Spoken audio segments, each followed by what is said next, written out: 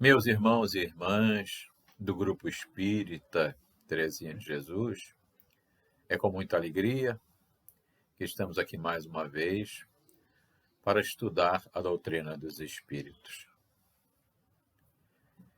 Vamos começar o nosso estudo de hoje por um texto que eu escolhi e que gosto muito.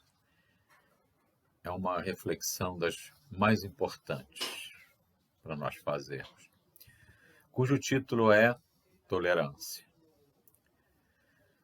Tolerância é caminho de paz.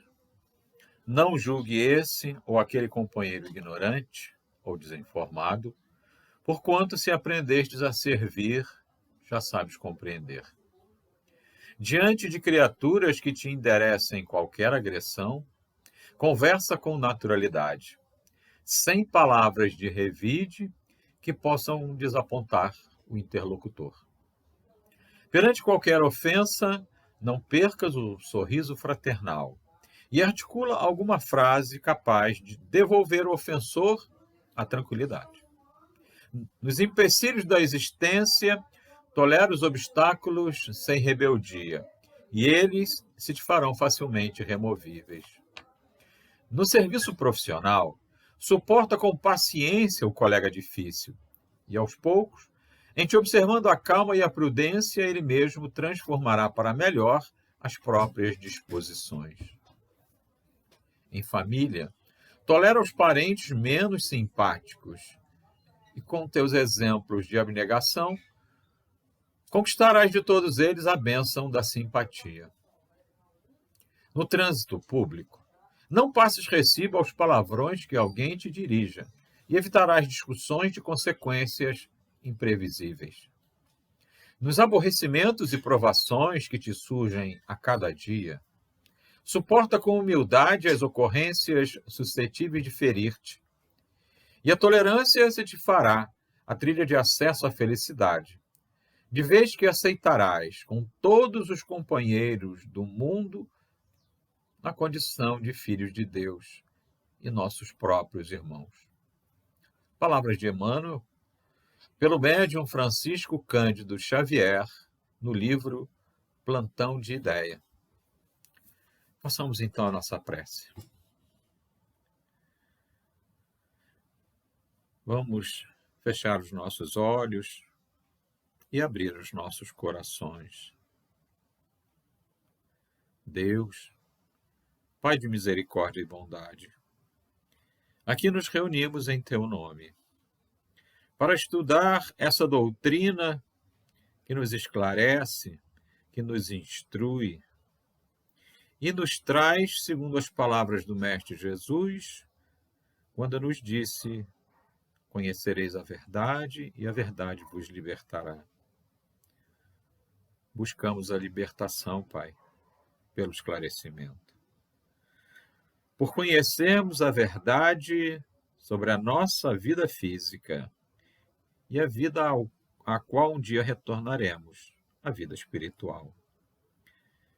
Que possamos aproveitar, segundo as Tuas bênçãos, da melhor forma possível, a nossa passagem nesse plano físico. Que possamos deixar essa vida melhor do que um dia a que chegamos. Obrigado, Mestre Jesus, pelo Teu amor, pela luz que nos trouxeste, quando aqui estivestes há 2000 anos e nos conduzisse pelo caminho do amor, do perdão e da caridade. Que as Tuas palavras sejam para todos nós uma trilha de luz, amando ao próximo como a nós mesmos e a Deus sobre todas as coisas. Que essa frase esteja gravada em nossos corações e nossas mentes. Que as nossas ações sejam permeadas de luz. E que possamos olhar para todos como irmãos. E as aflições pelas quais todos passamos possam ser suportadas com fé e resignação, com coragem e as energias necessárias para que possamos superá-las e prosseguir em nossa jornada evolutiva. Aos nossos mentores espirituais, aos mentores espirituais das nossas casas de caridade, nossos agradecimentos pelo apoio, pelo amparo, pela intuição que muitas vezes nos são transmitidas, para que nossos passos sejam retos, a caminho da luz, a caminho das palavras do Mestre Jesus, que em todos os momentos demonstrou a tolerância necessária para que não nos desviemos, buscando sempre o amparo, o perdão, a caridade, o amor infinito que Ele nos deixou. Que possamos sempre contar com a vossa ajuda. Assim sendo, vamos dar início aos nossos estudos, dando graças a Deus.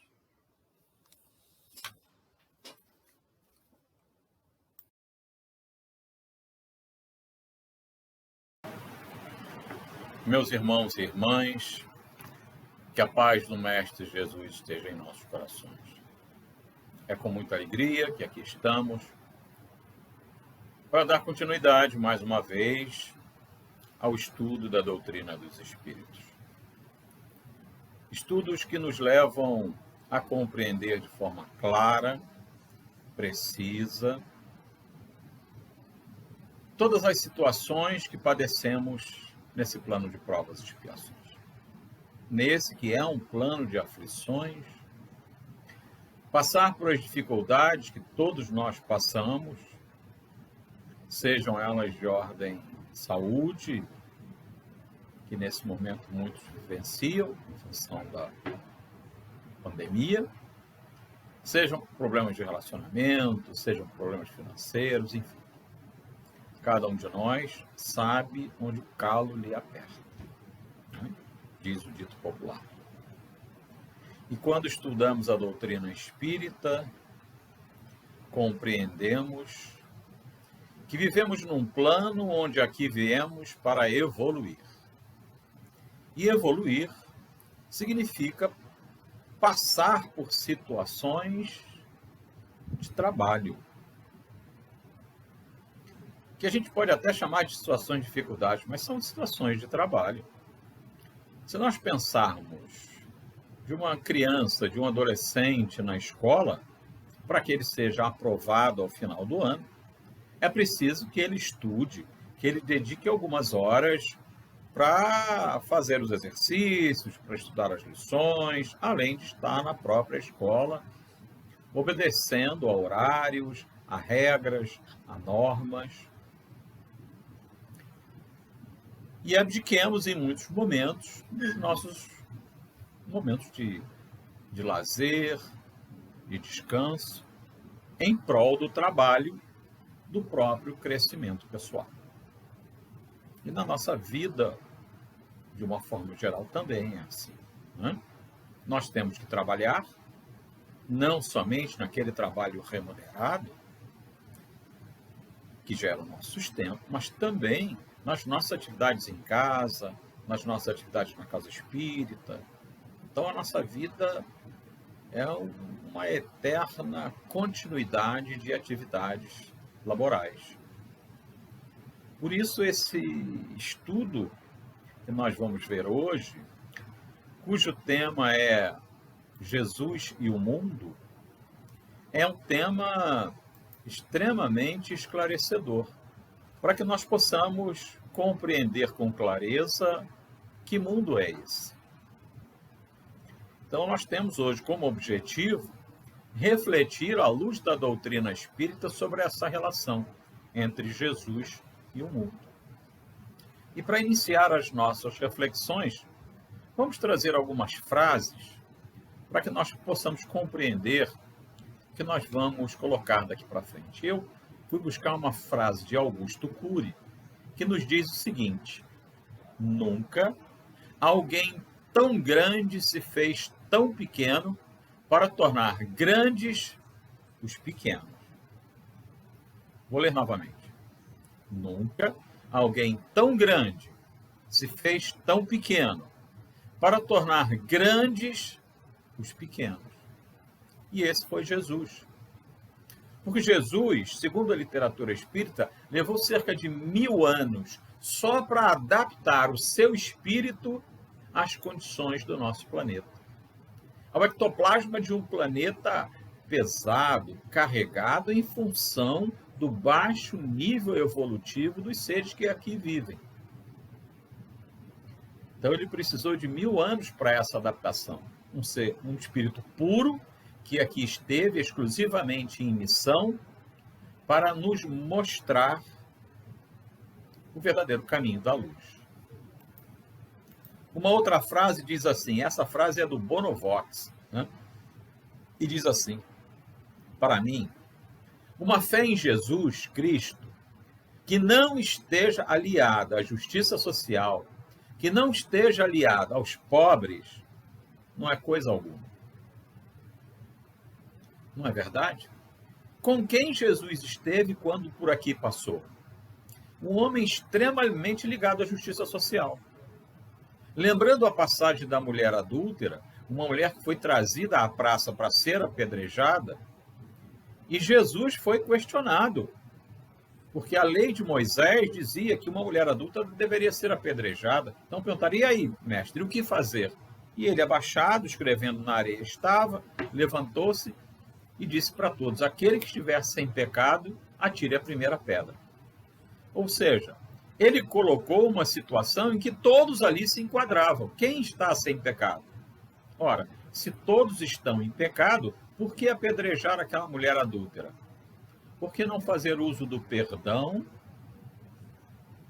ou seja, da justiça social, onde todos somos iguais perante Deus, onde todos devemos ser respeitados, e mesmo aqueles que corrompem as leis merecem o perdão. Terão, sim, que se reajustar pelos erros cometidos. Mas o direito ao resgate é de todos. E a frase ainda diz, né, que não esteja aliado aos pobres. Jesus sempre esteve ligado aos pobres, aos necessitados, aos doentes. Porque, como ele mesmo disse, ele não veio aqui para os sãos, ele veio para os doentes, aos doentes do espírito, aqueles que precisavam ouvir a sua palavra de fé, de perseverança, de coragem, aliado ao perdão, ao amor e à caridade. E uma frase também muito interessante, essa é do pastor Silas Malafaia. E ele disse o seguinte, a presença de Jesus na embarcação da nossa vida não significa ausência de tempestade, e sim que o barco não irá afundar. Também uma reflexão interessante. Porque todos nós estamos passando por dificuldades. Ou seja, o nosso barco está passando por uma grande tempestade. E nesse momento, com a pandemia que assola o planeta, é uma grande tempestade que está assolando o nosso barco. Mas isso não significa que ele irá afundar, porque Jesus está dirigindo essa nau. Esse barco está sendo muito bem dirigido. Apenas estamos vivenciando dificuldades que têm um objetivo muito claro, que é o aprendizado, que é a reflexão sobre as dificuldades, sobre o ajudar ao próximo, sobre o amor que precisamos ter nos momentos de dificuldade para com aqueles que sofrem. Uma outra frase interessante, essa eu não tenho o autor, mas que diz, não foram os pregos que seguraram Cristo na cruz, mas o amor dele por você e por mim. Também interessante, né?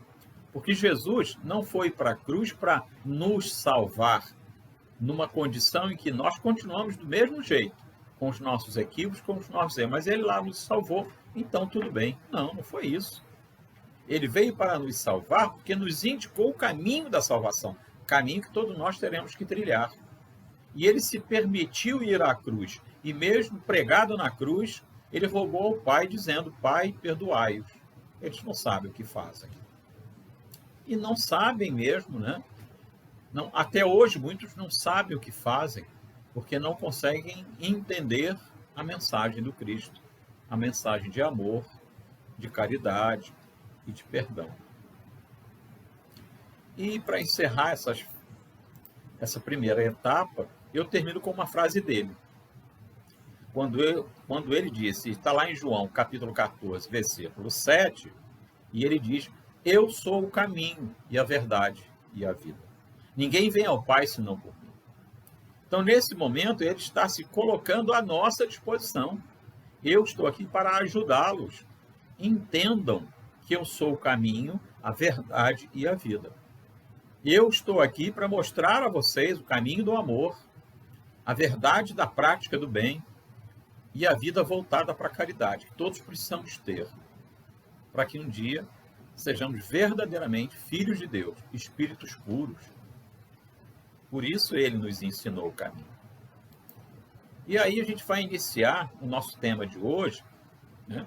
O mundo e Jesus, que está lá no livro Sendas Luminosas, de Divaldo Pereira Franco, narrado, psicografia do Divaldo, né? Na verdade, ditado por Joana de Ângeles. E ela começa o texto dizendo assim: na atual conjuntura humana, a opção por Jesus constitui um desafio de grande porte. Frase interessante, né? Optar por Jesus é um desafio de grande porte. Por quê? Porque optar por Jesus não é levantar os braços e dizer: eu aceito Jesus, e continuar fazendo tudo que continuamos nos nossos equívocos, errando. Optar por Jesus é olhar para dentro de si, perceber-se um espírito altamente endividado com a lei do progresso, cheio de equívocos, e se corrigir. É lutar contra si mesmo. É a batalha mais difícil de nossas vidas, porque precisamos reconhecer o egoísmo, o orgulho, a inveja, a intolerância e todos os nossos equívocos que cometemos diariamente. Então é um desafio de grande porte. É um desafio muito grande se reconhecer equivocado diante das leis de Deus e diante do próximo, e colocar em prática esse processo de autotransformação. Por isso, um desafio de grande porte. Joana de Ângeles continua dizendo: o mundo e Jesus. Então, nessa ordem, o mundo e Jesus. São duas as opções diante do ser humano. O primeiro, o mundo, agrada, é devorador, envolve e passa rápido. Então, eu gosto muito desse termo quando ela diz é devorador. Por que o mundo é devorador? Por que o mundo nos devora? Porque o mundo nos envolve. Esse mundo material e materialista que nos encontramos, ele nos oferece facilidades, ele nos oferece oportunidades de prazer com muitas facilidades, com muitas opções de conseguirmos muito sem fazer nada. E aí nós nos iludimos, por isso é que ele nos devora, porque ele nos ilude, como se nós conseguíssemos tudo o que quiséssemos sem trabalho, o que não é verdade. E isso nos agrada. Mas ela continua dizendo: envolve e passa rápido. Envolve e passa rápido. Somos envolvidos por essa nuvem de ilusões, mas passa muito rápido. Nós que já temos uma certa idade, olhamos para trás e vemos que há apenas 50 anos atrás, éramos adolescentes, jogando bola na rua. Uma adolescência onde tudo é prazer, mas 50 anos se passaram e quanta coisa mudou. Por isso, o mundo agrada, é devorador, envolve e passa rápido. E Joana continua ainda nesse parágrafo, dizendo: a sua existência é irreal, embora necessária para o desenvolvimento e evolução do espírito. É irreal? Sim, é irreal. É irreal porque nós não somos desse mundo. Todos nós estamos aqui de passagem. Todos nós vamos deixar esse corpo. Essa é uma certeza que todos nós temos. Daqui a 120 anos, mais ou menos, nenhum habitante estará mais nesse planeta. O planeta estará completamente renovado. Talvez alguns espíritos estejam de volta, mas os corpos não. Então, essa existência é irreal, é falsa. Daqui a pouco estaremos retornando para o plano espiritual. Alguns retornarão em pouco tempo, mas alguns levam até 200 anos do outro lado, se preparando para voltar. Por isso essa existência é irreal. Mas ela é necessária. É necessária porque aprisionados nesse corpo físico, somos muito limitados. E limitados exatamente para que passemos e vivenciemos todas as dificuldades do plano físico, para que possamos progredir, para que possamos refletir sobre o verdadeiro caminho da nossa evolução espiritual. E aí ela vem se referir agora ao segundo, né? O mundo e Jesus. Então ela diz, o segundo, Jesus, transforma para melhor, suaviza e permanece. Nos transforma para melhor. Por que melhor? Porque seremos seres mais equilibrados, mais tranquilos, mais tolerantes, mais amorosos, mais carinhosos. Entenderemos mais o que é perdoar e praticar a caridade. Consequentemente, uma vida mais suave e permanente. Essa é a condição de equilíbrio que ele nos oferece. A sua proposta é libertadora, engrandece e aprimora para sempre. E a palavra libertador aqui, ela é fantástica, porque Jesus disse isso, né? Quando ele pronunciou, conhecereis a verdade e a verdade vos libertará. Libertar de quê? Dos grilhões da ignorância. A ignorância que nos prende ao plano físico. A ignorância que nos faz achar que estarmos presos ao plano físico e construirmos aqui bens terrenos, bens físicos, nos farão seres melhores. Quando nós nos libertamos dessa prisão que é o plano físico, o próprio corpo físico, nós entendemos o que é verdadeiramente conhecer um processo de evolução espiritual. Então, a proposta é libertadora porque ele nos liberta desse aprisionamento que o plano físico nos coloca. Engrandece e aprimora para sempre. Por que para sempre? Porque somos seres eternos.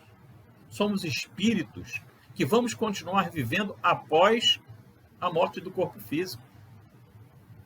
E aí ela conclui esse parágrafo dizendo: o mundo é meio, Jesus é a meta. O mundo é meio, Jesus é meta. O mundo é o meio pelo qual nós passamos e construímos o nosso processo evolutivo, nosso processo de crescimento, com a prática do amor ao próximo, da caridade, do perdão, e de todas as benesses que o espírito constrói a partir da sua evolução. Jesus é a meta, porque ele é nosso modelo e guia, né? Uma pergunta lá do Livro dos Espíritos. Ele é o nosso modelo e guia, porque a condição que ele vive como espírito puro é a nossa meta. Todos nós seremos um dia espíritos puros. A diferença é como cada um vai alcançar essa meta. E o livre-arbítrio é que será o grande elemento condutor desse processo. Porque é preciso que, a partir do livre-arbítrio, nós possamos gerar o merecimento, para que possamos conquistar essa nossa liberdade rumo ao mundo espiritual. E Joana de Ângeles continua. A verdadeira sabedoria consiste em eleger Cristo e melhorar a sociedade mundana. A partir do momento que elegemos o Cristo como nosso guia e modelo e passemos a nos conduzir através das nossas atitudes cotidianas, contribuindo para a melhoria da sociedade humana, nós estaremos dando um grande passo no nosso processo evolutivo. Trabalhando os seus valores e santificando-os, de forma que o processo existencial se faça enriquecedor e infinito. É preciso que nós trabalhemos os nossos valores. O que significa santificá-los? é fazer com que esses valores, que é esse processo de transformação do nosso pensamento, da nossa forma de agir, voltada para os valores morais que o Cristo nos ensinou, de amor ao próximo, e faremos com que esse processo existencial se faça enriquecedor e infinito. Então, nós estamos aqui numa escola para aprender a olhar para dentro de nós e, através do autoconhecimento, identificando os nossos equívocos, os nossos erros do passado, que começamos a perceber a partir do que nos acontece hoje, e aí possamos construir um futuro melhor para todos nós. As determinantes do mundo são a ilusão, o corpo, o ego. As de Jesus são a realidade, o ser profundo, a vida em plenitude. Esse mundo faz com que as pessoas ligadas à terra, ao materialismo, sejam iludidas, porque só olham para o próprio corpo, só olham para dentro de si, achando que melhorar o corpo, achando que possuir bens materiais faz parte de uma vida de luxo, de prazer, uma vida onde o ego vale mais que tudo, cada um cuidando de si, sem olhar o próximo. Mas Jesus nos mostra que a verdadeira realidade é o ser profundo. É o ser que olha para dentro de si para se reconhecer um ser equivocado. Para então, promovendo através da prática do bem, a sua transformação e alcançar a vida em plenitude. Ninguém chegará a Cristo, e ela coloca muito bem, Joana de Ângeles coloca, ninguém chegará a Cristo. O que significa chegar a Cristo? Né? A palavra Cristo vem do grego Christos, que quer dizer o ungido, o Messias. Então, todos nós seremos Cristos um dia, quando nos elevarmos a tal. Então, ninguém chegará a Cristo sem a travessia pelo mundo. É preciso que passemos aqui, vivenciando todas as dificuldades que esse plano material nos impõe, para que nós possamos abrir os olhos, nos reconhecermos verdadeiramente. E através do verdadeiro amor ensinado por Jesus, para que nós, assim, continua Joana, assim como não sairá do dédalo das humanas paixões. A palavra dédalo aqui, um sentido de labirinto, né? O labirinto das humanas paixões, sem a inspiração e a atração dele. Vivemos num grande labirinto porque estamos perdidos. Quantas pessoas estão completamente perdidas? E é interessante a gente reparar que pessoas que muitas vezes alcançam uma determinada condição material, um equilíbrio material, mas não sabem lidar com ela. Então é preciso que nós nos inspiremos em Jesus. É preciso que nós entendamos com clareza o que esse plano nos oferece, para que possamos tirar daqui o que tem de bom. Porque é claro que tem muita coisa boa para ser aproveitada e ser praticada, e promover esse processo evolutivo que Jesus nos ensinou. Mas precisamos aprender a sair desse labirinto, esse labirinto falso de prazeres que o mundo nos oferece. Prazeres verdadeiramente falsos. Utilizar-se dos recursos do século para amar e servir, lapidando as arestas e sublimando sentimentos. Eis como viver no mundo sem lhe pertencer. Utilizar-se dos recursos desse século, como, por exemplo, estamos fazendo agora. Se estamos num processo de pandemia, se não estamos possibilitados de nos encontrar presencialmente, façamos uso da tecnologia, como estamos fazendo agora, promovendo os nossos estudos, ainda que à distância, mas com toda a qualidade possível para que possamos ouvir e refletir, conversar e discutir sobre as nossas atitudes. E assim nós vamos também amando e servindo, lapidando essas arestas e sublimando os sentimentos. Ou seja, melhorando os nossos sentimentos em relação ao próximo. E por isso ela conclui dizendo: eis como viver no mundo. Ou seja, utilizando os recursos que o mundo material e materialista nos oferece, mas sem lhe pertencer. Não pertencemos a esse mundo. Não podemos nos sentir aprisionados a esse mundo. E muitas pessoas assim o sentem. É interessante ver como países com alto índice de desenvolvimento humano, o IDH, que mede esse índice, que avalia uma série de condições de vivência humana, países onde o nível da qualidade de vida é muito alto, como a Noruega, a Suécia, a Islândia, o Japão, mas contraditoriamente, são países onde o índice de suicídio é altíssimo. Nos parece uma contradição. Pessoas que têm um bom nível de vida, mas que não conseguem encontrar nas aquisições de materiais que fazem o objetivo de vida. Porque cada vez que alcançam algo, passam a desprezá-lo e passam a desejar outro, e a desejar outro, fazendo com que nunca haja uma plena satisfação. Me lembro até de uma charge que vi uma vez num jornal, em que era um homem num ponto do ônibus, vendo um rapaz passar de bicicleta, ele olha e diz: se eu tivesse aquela bicicleta, eu chegaria mais rápido em casa. O rapaz que está na bicicleta olha para alguém que está num carrinho velho e diz: se eu tivesse aquele carrinho, eu chegaria melhor na minha casa. O rapaz que está naquele carrinho velho olha para alguém com um carrinho novo e diz: se eu tivesse aquele carro, aí eu estaria bem.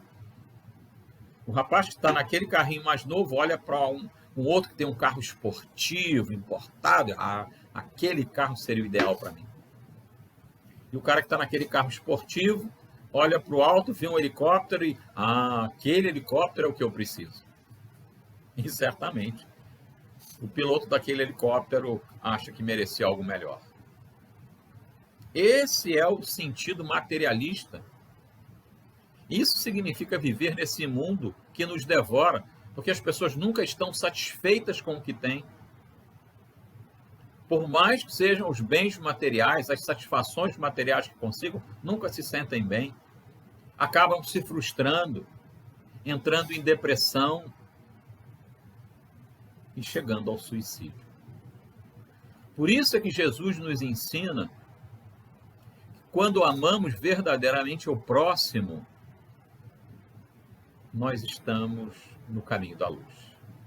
Quando colocamos o amor em nossas vidas, amando a nós mesmos, amando ao próximo e amando ao Criador, nós entendemos o verdadeiro sentido da vida. Nós entendemos as nossas limitações, até onde podemos conseguir, e mais do que ter, é o ser. Ser uma pessoa do bem, ser uma pessoa da paz, ser uma pessoa que sabe conviver com todos aqueles que são à nossa volta, por mais difícil que seja. Até porque também nós somos pessoas difíceis de conviver. Então, quando compreendemos isso, nós entendemos com mais clareza que esse é um plano de provas e expiações. E somente a partir da nossa transformação e da prática do bem, da contribuição que todos nós precisamos dar, conseguiremos promover esse plano de provas e expiações para um plano de regeneração. Isso é viver no mundo sem lhe pertencer. Isso foi o que Jesus nos ensinou.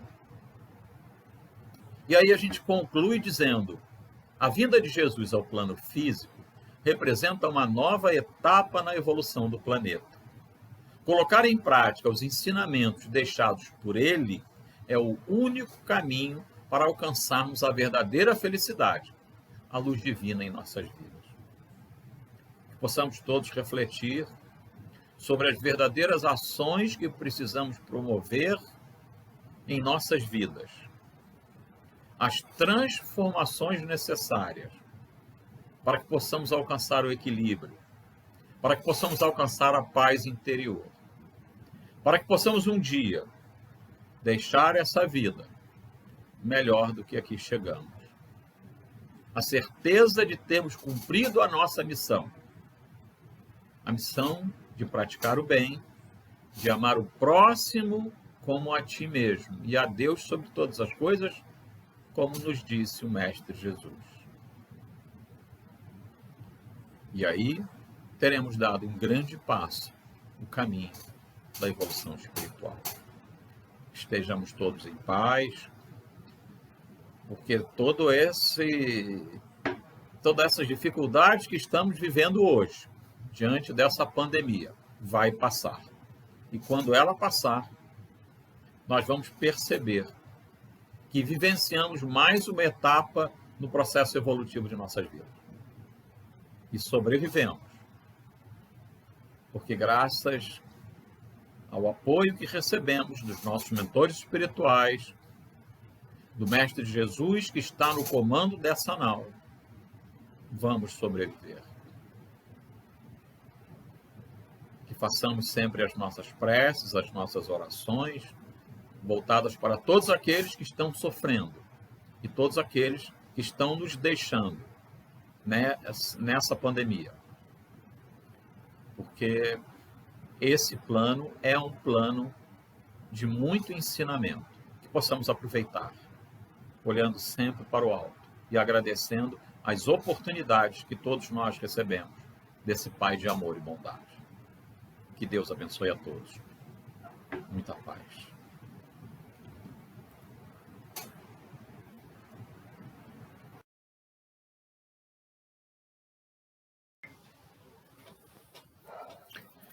Façamos então a nossa prece final. Vamos elevar o nosso pensamento e agradecer ao Pai Criador a oportunidade de mais uma vez aqui estarmos, com nossos corações abertos, com a nossa mente voltada para o esclarecimento. Que possamos levar desse estudo de hoje a certeza de que estamos no caminho certo, o caminho que o Mestre Jesus nos ensinou. Obrigado, Pai. Obrigado ao Mestre Jesus por todos os esclarecimentos, por todo o amparo, por todo o amor que nos dedica, para que continuemos nossa jornada terrena com fé e resignação, com amor e dedicação à causa espírita, que é a causa da caridade e do amor ao próximo. Que nós possamos continuar, e a cada dia, olhando para todo aquele que está ao nosso lado como um irmão que precisa da nossa ajuda, do nosso amparo, do nosso apoio, do nosso acolhimento, da nossa dedicação. Obrigado, Mestre Jesus, por nos fortalecer para esta jornada terrena.